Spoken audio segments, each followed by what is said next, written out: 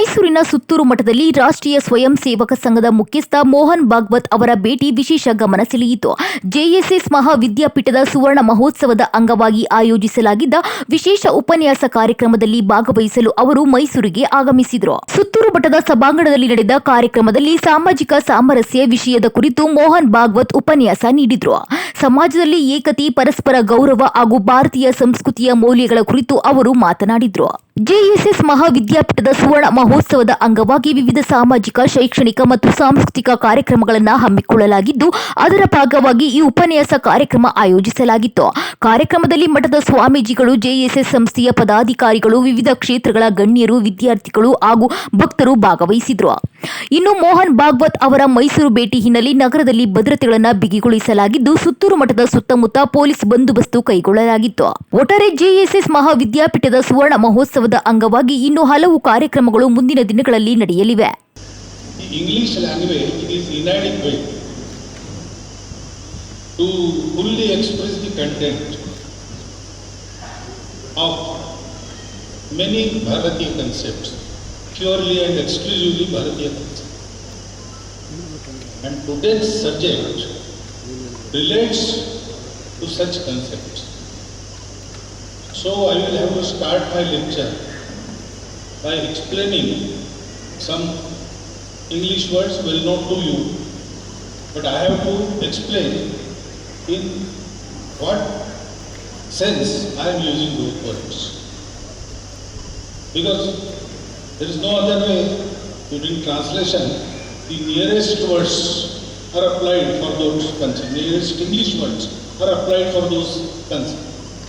They cannot fully express. So I have to explain. So first word is social, related to society. It is translation of our word samaj. In Kannada we say samudaya. The concept of society in the West. 50 ವರ್ಷಗಳ ಸಂದರ್ಭದಲ್ಲಿ ಅದರ ಸುವರ್ಣ ಮಹೋತ್ಸವವನ್ನು ಆಚರಿಸಲಾಯಿತು.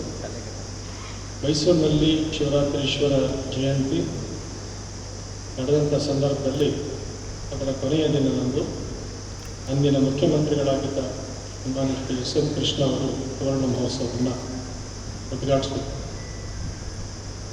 ಆ ಸಂದರ್ಭದಲ್ಲಿ ಹಮ್ಮಿಕೊಂಡಂತಹ ಅನೇಕ ವಿಶೇಷ ಕಾರ್ಯಕ್ರಮಗಳಲ್ಲಿ ಈ ಒಂದು ವಿಶೇಷ ಉಪನ್ಯಾಸವನ್ನು ಕೂಡ ಒಂದಾಗಿದೆ. ಅದು 2007ರಿಂದ ಇದುವರೆಗೆ 14 ವಿಶೇಷ ಉಪನ್ಯಾಸಗಳು ಇವೆ. ಎಲ್ಲ ವಿಶೇಷ ಉಪನ್ಯಾಸಗಳು ಕೂಡ ಕೃತಿಯ ರೂಪದಲ್ಲಿ ಹೊರಗೆ ಬಂದಿದೆ. ಇವತ್ತಿದೀಗ ಕಳೆದ ವರ್ಷದ ವಿಶೇಷ ಉಪನ್ಯಾಸದ ಆತ್ಮನೋ ಮೋಕ್ಷಾರ್ಥಂ ಜಗತ್ತಿದ್ದಾಚ ಕೃತಿಯನ್ನು ಮಾನ್ಯ ಅವರು ಬಿಡುಗಡೆ ಮಾಡಿದ್ದಾರೆ. ಅದನ್ನು ಚಿಕ್ಕಬಳ್ಳಾಪುರದ ಸದ್ಗುರು ಶ್ರೀ ಮಧು ಸಾಯಿ ಅವರು ಉಪನ್ಯಾಸವನ್ನು ನೀಡಿದ್ದು,